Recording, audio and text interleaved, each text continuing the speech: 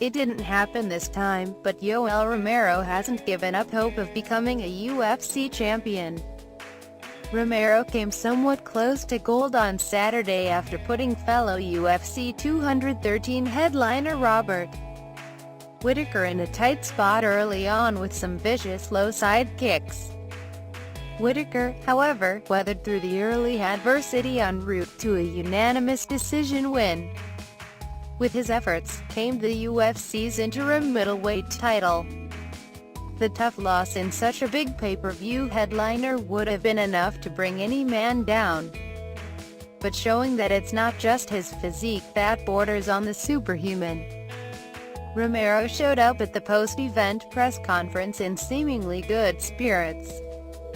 So, after nearly 20 minutes of patiently fielding questions from reporters with the help of an interpreter, the question arose: what's behind Romero's unwavering positive attitude?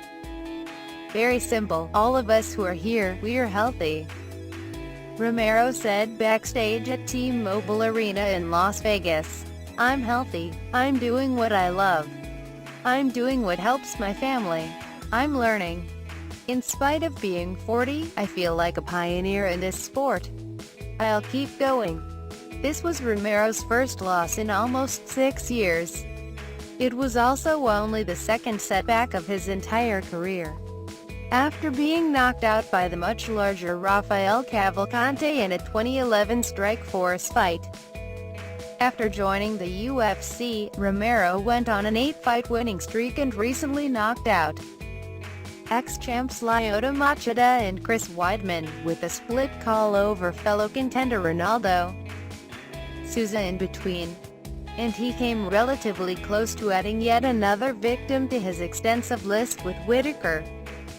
19-4 MMA, 10-2 UFC.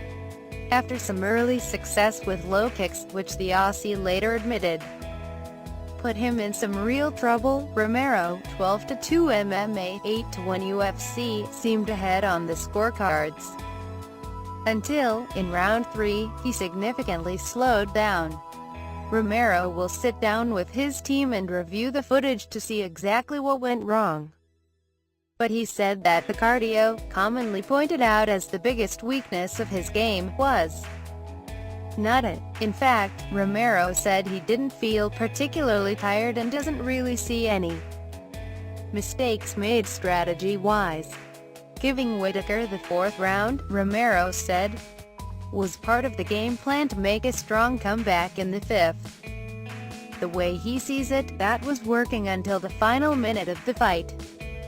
His focus is now figuring out how exactly he ended up on the floor, which made way for Whittaker's final flurry.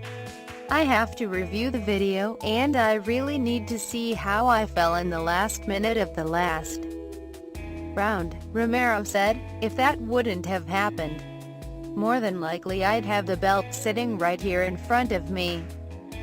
One question that came up was why he didn't continue attacking Whittaker's leg after it proved to be so effective early on. Romero, in turn, said he was not oblivious to the damage he was causing. But it's not like Whittaker didn't have a say in how the fight unfolded. Yes, of course, I wanted to keep it going, but he wasn't giving me the opportunity.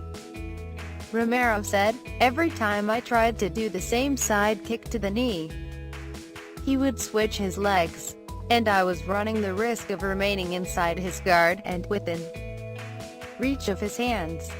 While Saturday's outcome wasn't exactly what he expected, Romero has an optimistic outlook on the future. The game isn't over, Romero said. We've got a second part coming. To be continued. Now all signs indicate that newly crowned interim champ Whittaker will meet the undisputed title holder, Michael Bisping, in a title unifier. But for a while after a matchup between Bisping and former welterweight champ Georges St. Pierre was ruled out, Romero was the one slated to meet Bisping. Bisping later revealed a knee injury, prompting Saturday's interim affair to be scheduled. Whether that long-awaited meeting with the Brit ever comes to fruition Romero can't tell for sure. But hey, crazier things have happened. Well, if he beats Robert, I'm there, Romero said. Anyway, all paths are very mysterious, always. You never know what can happen tomorrow. Hey, you never know. Something may happen. UFC President Dana White might call me, and he might tell me, Yoel, time to come get it.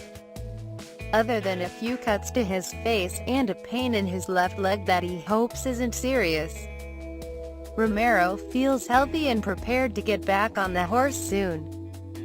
Among all the uncertainty of his next steps, he can tell you this: I have a great conviction.